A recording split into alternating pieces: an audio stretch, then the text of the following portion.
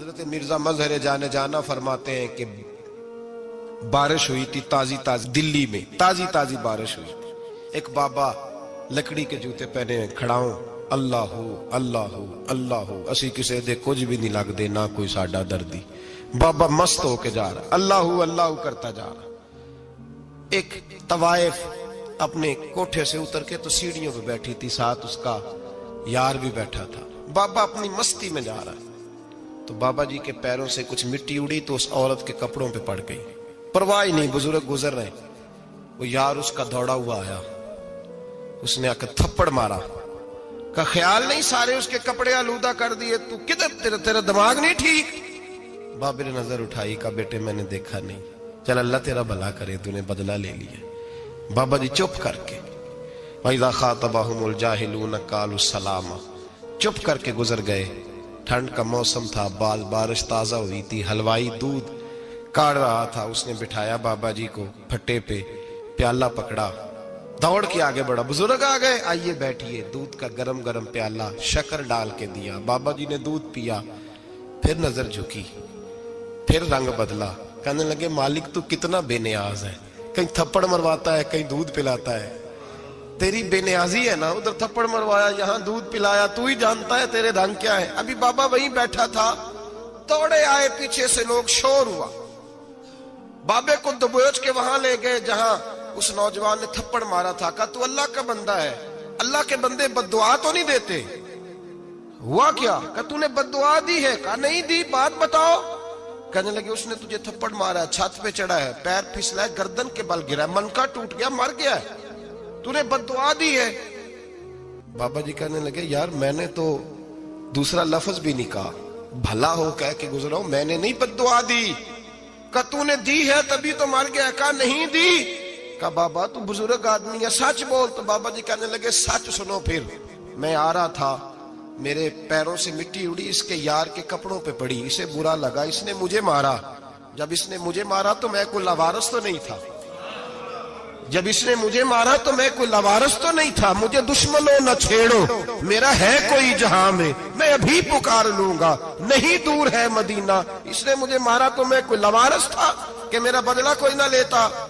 اس نے مجھے مارا ہے تو میرے یار کو برا لگا ہے تو اس نے اسے مار دیا ہے, میری تو غلطی کوئی نہیں. یاروں کا جھگڑا ہے, یہ تو دوستوں کا جھگڑا ہے, یہ تو یاروں کا جھگڑا ہے, کوئی غلطی نہیں میری, کوئی غلطی نہیں. خش خش جنہ قدر نہیں میرا, اے میرے صاحب نو وڈیائیاں, میں تے گلیاں دا روڑا کوڑا, میں گلیاں دا روڑا کوڑا, میں نو محل چڑھایا ہے سائیاں, میں نو محل چڑھایا ہے سائیاں. فرمایا اس نے مجھے لوارث سمجھا تھا کہ تھپڑ مار کے گزر جائے, میرا کو پوچھے گا ہی نہیں. میرے رسول پاک علیہ السلام کے بارے میں رب فرماتا ہے ابھی میں تو تیرے ہوتے ہوئے کافر کو سزا نہیں دیتا کہ تو موجود ہے. یاد رکھیں حضرت فضیل بن عیاض فرماتے ہیں ایک جوان تھا, مسجد میں آیا, لوگوں سے کہنے لگا روٹی کھلاؤ. کسی نے توجہ نہ کی. اس نے کہا میں رب بتانے والا ہوں, میری طرف دیکھو تو صحیح. کسی شخص نے خیال ہی نہ کیا. پھر اس نے کہا یار تھوڑا سوچو. نمازیوں سے کہا, اہل علاقہ سے کہا, انہوں نے کہا تیری طرح کے بڑے درویش دیکھیں. مسجد کے محراب میں وہ رب کریم کا بندہ انتقال کر گیا. جب فوت ہو گیا نا, لوگوں کا مزاج ہے بیمار کو دوائی نہیں دیتے, جنازے پہ وقت پہ پہنچ جاتے. جب کوئی گر رہا ہوتا ہے تو سہارا کوئی نہیں دیتا, جب کوئی گر جاتا ہے ٹانگ ٹوٹ جاتی ہے تو تیمارداری کو زمانہ پہنچ جاتا ہے. اور بزرگ وہ نوجوان اللہ کا نیک بندہ مسجد کے محراب میں فوت ہو گیا. حضرت فضیل ابن عیاض کہتے ہیں امام صاحب نے اعلان کیا چندہ دو, کوئی لاوارث فوت ہو گیا, کفن دینا. چندہ کٹھا ہوا, کفن خریدا, جنازہ پڑا, عشاء کے بعد دفن کر کے آئے. فجر کی نماز کے لیے جب امام اور مؤذن مسجد میں آئے تو چیخے مارنے لگے, تڑپنے لگے, دور دور تک آوازیں پھیل گئی. دنیا دوڑی آئی, کیا ہوا؟ کہنے لگے وہ جو تم نے کفن پہنایا تھا وہ یہاں پڑا ہوا ہے, اور دیکھو کفن پہ تحریر لکھی ہے. تحریر کیا ہے؟ عرش کے مالک نے فرمایا میرے دوست نے روٹی مانگی, تم نے دی نہیں. اس نے تمہیں میرے قریب کرنے کے لیے اپنی طرف توجہ کرائی, تم نے کی نہیں. اور میرا یار تمہارے کفن کا محتاج تھا, سنبھال کے رکھو اپنا کفن, میں نے اسے جنت کا لباس عطا فرما دیا, سنبھال کے رکھو. یہ کوئی لاوارثوں کا ٹولہ ہے؟ یاد رکھیں جو وارث والے ہیں، وارث والے، ان کا رنگ اور ہے، جو ماننے والے ہیں ان کا مزاج اور ہے، اپنی زندگی لوارثوں کی طرح نہیں۔ اللہ تعالیٰ اپنے بندوں سے بڑی ہی محبت فرماتا ہے، بغیر طلب کے، بغیر دعا کے رزق، مال، اولاد، صحت، عافیت، دوست، احباب، ماں باپ، یہ سب نعمتیں اللہ بغیر طلب کے بندوں کو عطا فرماتا ہے۔ اللہ تبارک و تعالی اپنے بندوں کے حق میں رحمت والے فیصلے کرتا ہے، درگزر والا معاملہ فرماتا ہے۔ جگہ جگہ قرآن مجید میں اللہ تعالیٰ نے اپنے بندوں پر رحمت کرنے کا ذکر فرمایا ہے۔ ان اللہ یغفر الذنوب جمیعا، فرمایا بے شک رب تمہارے سارے ہی گناہ معاف فرما دے گا، تم نا امید نہ ہونا، وہ معاف کر دے گا تمہیں۔ قرآن مجید میں فرمایا ان اللہ بالناس لرؤوف الرحیم، بے شک اللہ اپنے بندوں پر بڑا ہی مہربان اور نہایت ہی رحم کرنے والا، رؤوف اور رحیم ہے، بڑا مہربان ہے، کرم فرماتا ہے۔ اللہ تعالیٰ اپنے بندوں سے بڑا جلد راضی ہو جاتا ہے، وہ اپنے بندوں کو بہت زیادہ مشقت میں نہیں ڈالتا، وہ اپنے بندوں سے اپنی نعمتوں کا بدلہ نہیں چاہتا، بہت سخت مشقت والی عبادتیں نعمتوں کے بدلے نہیں چاہتا، وہ بڑی جلدی رحم فرماتا ہے۔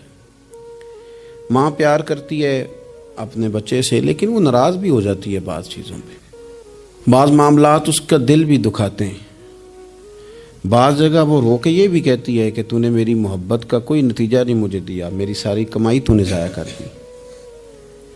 والد بہت ساری جگہوں پہ ناراض ہوتا ہے، شکوہ کرتا ہے، کہتا ہے میری بیماریوں کی، پریشانیوں کی، بڑھاپے کی، کمزوریاں کا سبب بیٹے تو ہی بن گیا ہے، یہ ساری تکلیفیں تو ٹھیک ہو جائیں تو میری شاید عمر بھی بڑھ جائے، صحت بھی ٹھیک ہو جائے، میں زیادہ دیر جوان رہ سکوں۔ ناراض ہوتے ہیں ماں باپ، اسی طرح ماں باپ راضی بھی ہو جاتے ہیں،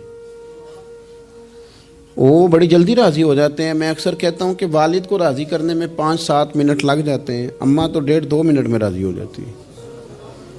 ابا جی کو 5-7 منٹ لگتے ہیں، کئی دفعہ کہنا پڑتا ہے، کوئی دلائل دینے پڑتے ہیں، لیکن والدہ کے لیے تو کچھ بھی نہیں، آپ نیرا جا کے پیروں میں بیٹھ ہی جائیں، کچھ بھی نہ کریں، آپ پورا روئیں، نہ رونے والا منہ ہی بن جائے تو اماں تو نرم ہی نرم ہے، جس وقت جو مرضی آپ کرا لیں ہو گیا۔ اللہ تبارک و تعالی بلا مثال و بلا تشبیہ سمجھانے کے لیے عرض کرتا ہوں، اللہ بھی بعض معاملات میں اپنے بندوں سے ناراض ہو جاتا ہے، وہ کہتا ہے میں تکبر کرنے والوں کو پسند نہیں کرتا، وہ کہتا ہے فسادی پسند نہیں ہے، وہ فرماتا ہے کہ راہوں میں کجی کرنے والے پسند نہیں ہیں، وہ فرماتا ہے کہ بدعہدیاں کرو گے تو میں صبح قیامت تم سے سوالات کروں گا۔ اللہ تبارک و تعالیٰ بہت ساری چیزوں کو ناپسند کرتا ہے، ناراض ہو جاتا ہے، بلکہ نبی پاک صلی اللہ تعالی علیہ وسلم نے فرمایا تم بات کرتے کرتے کوئی ایسا جملہ بول دیتے ہو کہ رب اتنا ناراض ہوتا ہے کہ تمہیں پتہ بھی نہیں ہوتا، تمہارے لیے جہنم کا فیصلہ کر دیتا ہے۔ اس لیے پہلے تولو پھر بولو، خود اپنے لفظوں کی تو تم پہرے داری کرو نا کہ میں کیا کہہ رہا ہوں، کوئی ایسا جملہ، کوئی ایسی بات وارث شاہ مان کری نہ وارثاندہ، کوئی ایسی بات نہ تمہاری زبان سے نکلے۔ اور حضور یہ بھی فرماتے ہیں کہ اس کا دوسرا پہلو بھی ہے، بعض اوقات تم بات کرتے ایسا جملہ کہتے ہو وہ اتنا راضی ہوتا ہے کہ تمہارے لیے جنت کا فیصلہ فرما دیتا ہے۔